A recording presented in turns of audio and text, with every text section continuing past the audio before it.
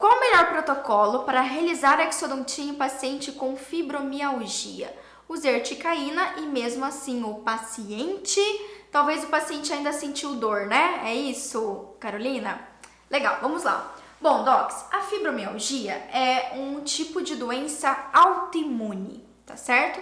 Onde o paciente ele vai sentir dores em região de articulação, ali a nível de bainha,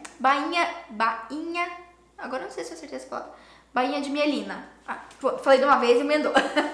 Bainha de mielina, pronto, vocês entenderam, né? Bainha de mielina, certo? Então, é uma dor de caráter neurológico, certo? O fato do paciente ter fibromialgia, que eu imagino que essa seja a sua dúvida, o fato dele ter fibromialgia, para eu anestesiar, é mais difícil? É menos efetivo? Docs, eu ainda não encontrei um artigo que me diga que é, tá? O fato do paciente ter fibromialgia, ele é um paciente mais sensível à dor? Lógico que sim, ele tem uma doença autoimune que tá fazendo ali os nervos dele ficarem em ação ali, em dor constante. Mas isso não quer dizer que vai ser perdi a palavra agora. Não vai ser resolutivo ou não vai funcionar. Vamos colocar esse termo bem leigo, né? Não vai funcionar a ação anestésica, tá? Talvez o que ocorreu foi uma técnica não muito bem empregada, né? Então, às vezes, você realmente não conseguiu acessar ali, chegar próximo ao nervo alveolar inferior, não sei nem se foi bloqueio do nervo alveolar inferior, né? Ou às vezes você testou a articaína só na região periapical e não foi suficiente, às vezes você precisava fazer o bloqueio do nervo alveolar inferior, ou do mentoniano, ou do infraorbitário, tá? Então assim, vou dizer pra você, Pamela, independente do procedimento que eu for realizar, seja uma cirurgia ou seja uma restauração, quando eu faço anestesia, eu sempre procuro fazer bloqueio do nervo.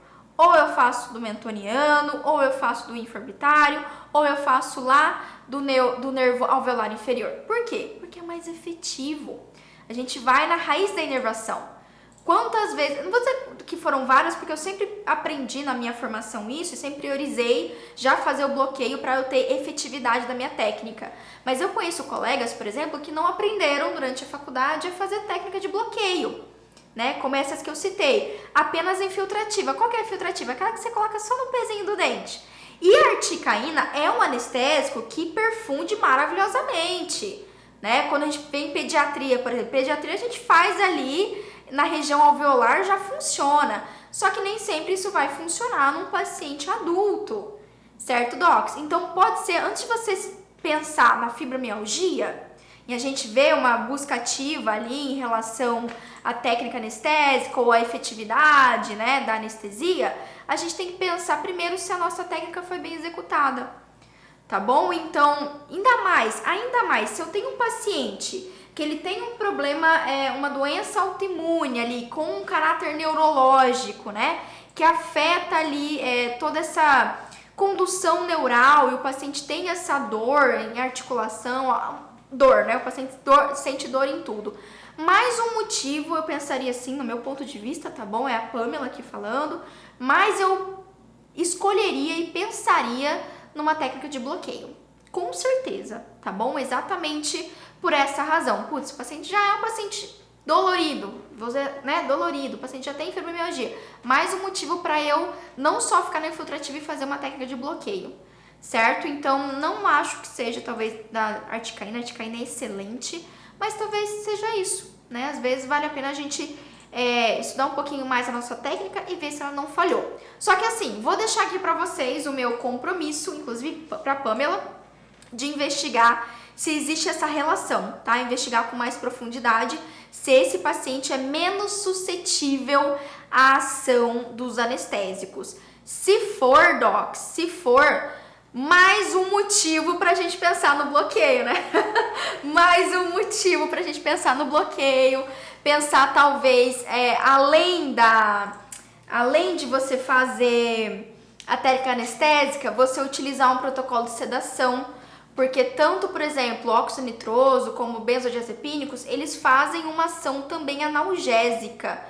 Pequena, obviamente, mas também uma ação analgésica. Então, os sedativos em geral, eles ajudam a potencializar o efeito anestésico, certo? Inclusive, por isso, quando a gente seda um paciente, a gente não, a recomendação é não utilizar um monte de anestesia. Então, você usar com parcimônia, digamos assim, né? Porque tem essa potencialização. Por exemplo, quando a gente atende um paciente sob anestesia geral, a gente costuma utilizar metade da dosagem que a gente usaria num paciente sem anestesia geral. Por quê? Porque tem essa potencialização, certo? E isso é bom, isso é benéfico, isso não é ruim não, é benéfico, certo? Então é algo que a gente possa pensar. A Pri falou, perfeito, eu ia fazer pergunta da fibromialgia. Ai, que legal, tá bom? Então, Carolina, fico aqui no compromisso, depois você me manda um direct. Pamela, olha, eu perguntei da fibromialgia. Vou, assim como você, dar uma investigada na literatura recente. Faz tempo que eu atendo paciente com fibromialgia, para eu dar certeza realmente que não tem interferência. Mas antes de você pensar na escolha anestésica, pensa na técnica, tá? Pensa na técnica se ela foi realmente bem executada. Porque também, não só o fato de ter fibromialgia, às vezes não tá nem ligado a isso, mas às vezes a região anatômica é difícil mesmo, gente. Não pensa que a Pamela é a ninja, é a Jedi da técnica anestésica. Não, tem paciente que, putz, é mais difícil. A ramificação, a posição do nervo é diferente, né? Tem uma anatomia diferente. Então, é passível disso acontecer. Tá legal? Valeu, Carolina, adorei a sua pergunta.